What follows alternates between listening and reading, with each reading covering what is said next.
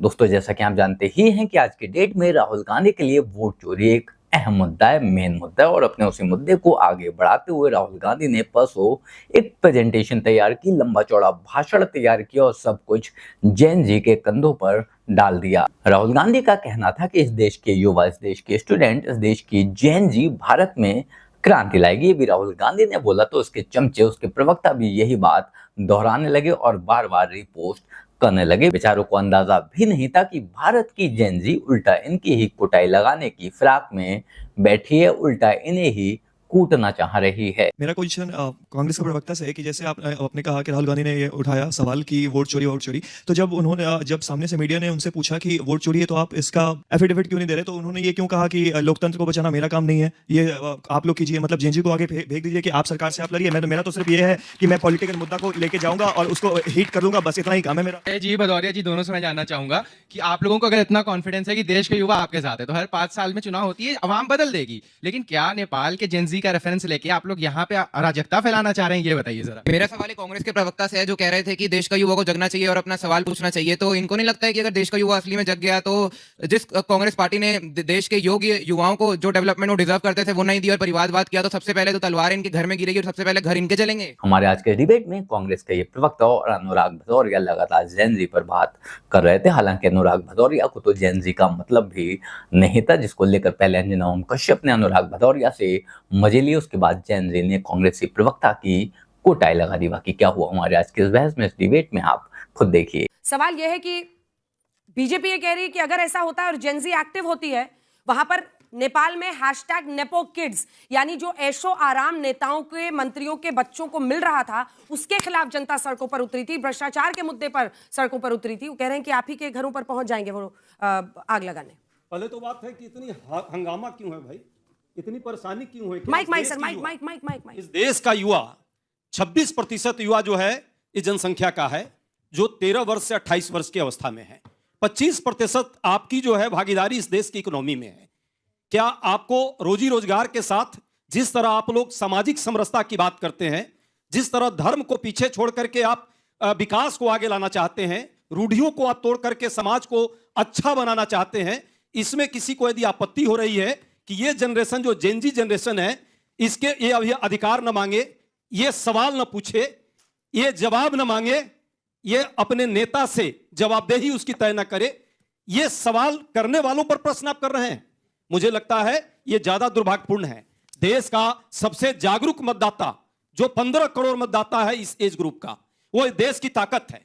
ये संविधान की, ये जो दिल में संविधान और कीबोर्ड पर तिरंगा लगा के जो चलता है, वो इस देश का नौजवान है। और वाकई यदि वोट चोरी हो रही है, उस पर प्रश्न किया जा रहा है, तो इतना मिर्ची क्यों लग रहा है? हाँ भाई, जिसको ज्यादा जलन हो रही है, बर्नौल भी मैं लेकर आया हूं। छात्रों का, युवाओं का आह्वान करने में क्या गलत है? जेनजी का वो कह रहे हैं आह्वान कर रहे हैं भाई। देखिए अंजना जी, आज ही देश के और विश्व के सबसे बड़े छात्र संघ चुनाव, दिल्ली विश्वविद्यालय छात्र संघ चुनाव का परिणाम आया है और राष्ट्रवादी अखिल भारतीय विद्यार्थी परिषद को जेनजी ने 3 मत सीट और इन राहुल अंकल की सेना को 1 सीट दी है। ये तो जेनजी का परिणाम है। बार बार जेनजी ये परिणाम देने लग रहा है, इनको समझ नहीं आता। वो दूसरी बात, अब राहुल जी क्या कहेंगे? राहुल जी कह रहे हैं लोकतंत्र को बचाना मेरा काम नहीं है। पत्रकार ने पूछा प्रश्न तो उत्तर में बोले लोकतंत्र को बचाना मेरा काम नहीं है, मेरा काम तो भाजपा का विरोध करना है। जेनजी जाए लोकतंत्र बचाए, जेनजी जाए काम करे, जेनजी जाए मेहनत करे। राहुल जी क्या करेंगे? अरे जो जेनजी को नहीं पसंद वही राहुल गांधी में है।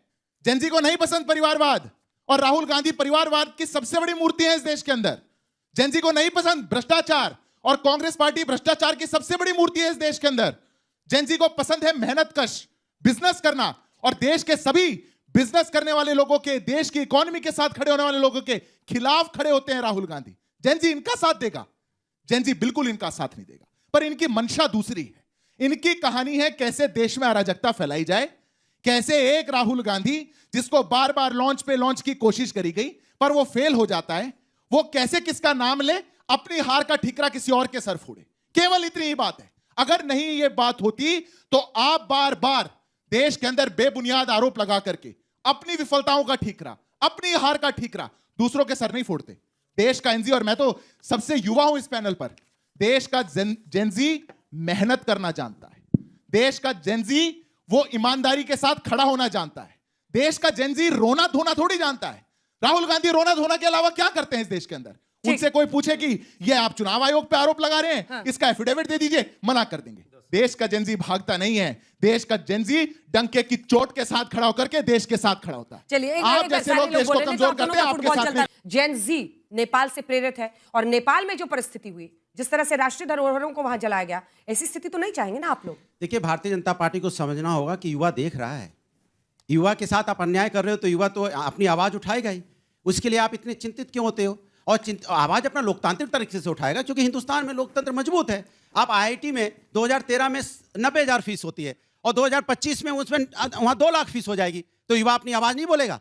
दिल्ली यूनिवर्सिटी में बीएससी में एडमिशन लेते थे 2013 में, तो फीस होती थी 15,000, आज 25,000 होगी, तो युवा अपनी आवाज नहीं उठाएगा? आप पटना की सड़क पे दरोगा की भर्ती होती है, युवा अपना रोजगार मांगने जाता है, आप लाठियों से स्वागत करते हो, तो युवा आवाज नहीं उठाएगा? युवा जब अपना रोजगार मांगता है तो आप उसको लाठियों से नहीं, सिर्फ पटना में नहीं, लखनऊ में, प्रयागराज में जब भी अपनी आवाज उठाएगा आप उसको लाठियों से स्वागत करते हो। ये बात करें युवाओं की, क्या वो 26 महीने बहनें हमारी विधवा युवा नहीं थी? वो 25 साल, 26 साल, 27 साल की थी वो। जेन जी किसको कहते एक मिनट हैं? मेरी बात हो जानी थी पूरे। जेन जी किसको कहते हैं? आप युवाओं की बात कर रहे हैं ना? जेन जी। हाँ, तो युवाओं की है ना? नहीं, इसको संबंधित समझिए किसे? तो। जो वो लोग जेन जी किसको कहते वो हैं? लोग जो युवा हैं, परेशान हैं। सुनिए, मेरी बात होने दीजिए। आप उसको तोड़ेंगे मुड़ेंगे, मैं जानता हूं। आप नेपाल से हर चीज को जोड़ देंगे। मैं बता रहा हूं। राहुल जी ने लिखा है, जेन जी किसको कहते जो हैं? जनरेशन है, जो परेशान है, जिसको अपना एक मिनट अजय जी बताएंगे, एक सेकंड, जेन जी किसको कहते हैं? परेशान है वो जेन जी है। पहले समझे तो जेन जी को एक बार जोरदार तालियां बजाइए। जो जनरेशन परेशान है वो जेन जी है। वाह, आर यू प्रॉमिस? आपको जेन जी नहीं पता। जयंती पे ही बोल रहा हूँ, जयंती पे। नहीं, वो जेन जी पीड़ित किसको लोग- कहते हैं? हाँ, मैं बोल रहा हूँ ना, वो पीड़ित लोग नई जनरेशन में जिन्हें पीड़ित मौका लोग। नहीं मिल रहा है, जिन्हें वाह। मौका नहीं मिल रहा वाह भाई है, जो वाह। लोग उनके अधिकार को छीन ले रहे हैं, समाजवादी पार्टी। रामचंद्र कह गए, सियासी ऐसा एक दिन आएगा जब अनुराग भदौरिया सिखाएंगे। मेरी बात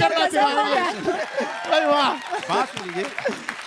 सर, मैं आपसे ही पूछना चाहूंगा, अगर युवाओं के लिए नौकरी है, युवाओं के लिए फीस हाइक है, तो फिर क्यों राहुल गांधी जी भारत जोड़ो यात्रा कर रहे थे जब उन्होंने देश विभाजन किया? उनकी वंशवाद की नीति ने, जो उनके पूर्वज रहे, उन्होंने क्यों भारत का विभाजन किया? अजय जी, भदौरिया जी, दोनों से मैं जानना चाहूंगा कि आप लोगों को अगर इतना कॉन्फिडेंस है कि देश के युवा आपके साथ है, तो हर 5 साल में चुनाव होती है, अवाम बदल देगी, लेकिन क्या नेपाल के जेनजी का रेफरेंस लेके आप लोग यहाँ पे अराजकता फैलाना चाह रहे हैं? ये बताइए जरा। ये चाहेंगे आप मत करना, लेकिन जल्दी आओ, दौड़ के आओ। मेरा क्वेश्चन कांग्रेस के प्रवक्ता से है कि जैसे आपने कहा कि राहुल गांधी ने ये उठाया सवाल कि वोट चोरी, तो जब सामने से मीडिया ने उनसे पूछा कि वोट चोरी है तो आप इसका सर्टिफिकेट क्यों नहीं दे रहे और सुप्रीम कोर्ट में क्यों नहीं जा रहे, एफिडेविट क्यों नहीं दे रहे, तो उन्होंने ये क्यों कहा कि लोकतंत्र को बचाना मेरा काम नहीं है, ये आप लोग कीजिए, मतलब जेनजी को आगे भेज दीजिए कि आप सरकार से आप लड़िए। मेरा तो सिर्फ ये है कि मैं पॉलिटिकल मुद्दा को लेके जाऊंगा और उसको हिट कर दूंगा, बस इतना ही काम है मेरा। महोदय, मेरा सवाल है कि चुनाव के टाइम में ही क्यों जेनजी की याद आती है? आप नियमित रूप से भी काम कर रहे हैं। जेनजी नेपाल में हुआ ना अभी। राहुल गांधी जी ने इतनी यात्राएं की, उसके बाद वो जमीन से कोई मुद्दा क्यों नहीं उठा के लेके आ पा रहे हैं? उनको हमेशा वोट चोरी, जेनजी ऐसे मुद्दे क्यों बाहर से इंपोर्ट करने पड़ रहे हैं? मेरा सवाल है कांग्रेस के प्रवक्ता से है, जो कह रहे थे कि देश का युवा को जगना चाहिए और अपना सवाल पूछना चाहिए, तो इनको नहीं लगता है कि अगर देश का युवा असली में जग गया तो जिस कांग्रेस पार्टी ने देश के योग्य युवाओं को जो डेवलपमेंट वो डिजर्व करते थे वो नहीं दी और परिवारवाद किया, तो सबसे पहले तो तलवार इनके घर में गिरेगी और सबसे पहले घर इनके जलेंगे? मेरा सवाल राहुल गांधी जी से है और कांग्रेस से कि उनको ना आर्मी पे भरोसा है, ना हमारे इलेक्शन कमीशन पे भरोसा है। कल भी इलेक्शन ड्यूसू में हुआ तो वहाँ पे भी लोग वोट चोरी करके ना बहाना करने लगे, वहाँ पे भी चोरी हुआ है, ड्यूसू इलेक्शन। मतलब जनता से ही सवाल पूछने लगे। भदौरिया जी कमाल करते हैं। स्टूडेंट यूनियन वो डीयू का छात्र है और ये कभी डीयू तक पहुंचे नहीं और उनसे ज्यादा सवाल आपसे पूछे गए। कमाल बात है, वो डीयू का छात्र है और ये कभी तक डीयू की शक्ल नहीं देखी, उनको पूछेंगे। आप जेनजी का आह्वान कर रहे हैं राहुल गांधी जी, एक सेकंड, क्योंकि उपाध्याय जी से सब ज्यादा सवाल है और राहुल गांधी को लेकर, परिवारवाद को लेकर, मतलब ये बच्चों का ही सवाल है, ये सारे युवा ही हैं। ये तो सब आपकी तरफ धार अपना दिखा रहे हैं। अरे भाई, आपसे तो प्रश्न ही नहीं कोई पूछ रहा है। भाजपा से ये सोचने की बात है, सारा जेनजी आप ही से पूछ रहा है, सारा जेनजी आप ही से पूछ रहा है, क्यों देश में आग लगाना चाहते हैं, आप ही से पूछ रहा है। यही देखिए कि सवाल भी विपक्ष के लोगों से पूछने का ये कम से कम इस नौजवानों में क्षमता है, आपने वो भी रोक दिया है। मैं तो बस एक बात कहता हूं जना जी, 2014 से पहले 1 लाख से ऊपर देश का युवा सड़कों पे उतरा था। निर्भया से लेकर के करप्शन तक, यूथ अगेंस्ट करप्शन तक, सड़कों पर युवा आंखों में आग लेकर के सत्ता परिवर्तन के लिए आगे बढ़ रहा था। देश में किसी ने आग फैलाने के लिए कोई पॉलिटिकल दल आगे नहीं आया, वो युवाओं की आवाज थी। इनके मुख्यमंत्री ने तब कह दिया था निर्भया जैसा तो होता रहता है। शीला दीक्षित जी का कमेंट है, आप लोग जाके पढ़ सकते हैं। देश के अंदर लाखों करोड़ों के घोटाले थे। अरे आप लोगों की सत्ताओं को तो हटाया ही युवाओं ने। आपके बैठे हुए सत्ता की कुर्सी की टांगे युवाओं ने तोड़ी। युवाओं ने कहा कि हमको करप्शन नहीं चाहिए, हमको परिवारवाद नहीं चाहिए, हमको थोपा हुआ आप लोगों का वो कम्युनिस्ट एजेंडा नहीं चाहिए, हमको चाहिए देश में आगे बढ़ना। जब आप लोग इसका साथ नहीं दे सकते तो आज आप अराजकता कैसे फैला? आपकी सरकार को हटाया ही जैन जी ने था, आपकी सत्ता को उखाड़ कर फेंकने वाली भी जैन जी ही थी। और शुक्र मनाओ, दुआ मनाओ कि तुम्हें उन लोगों ने जलाया नहीं, तुम्हें उन लोगों ने पीटा नहीं, क्योंकि ये भारत है और हमारे यहाँ विदेशों की तरह इस तरह से तख्ता पलट नहीं होते। तुम्हें वोट की चोट से हराया गया था, इसलिए मत भूलो कि तुम्हें हराने वाली जैन जी थी, तुमसे परेशान रहने वाली जैन जी थी, तुमसे नफरत करने वाली जैन जी थी। और आज भी वो जैन जी तुमसे ही नफरत करती है, तुमसे ही चिढ़ रखती है, और वो चीज डिबेट में अच्छी तरह से देखने को भी मिल चुकी है। इसलिए इस तरह के फालतू के सपने देखना बंद कर दो। बाकी आप लोग इस बारे में क्या सोचते हैं कमेंट कर जरूर बताएं। जल्द मिलते हैं किसी नए वीडियो में नए टॉपिक के साथ, तब तक गुड बाय, नमस्कार, जय हिंद।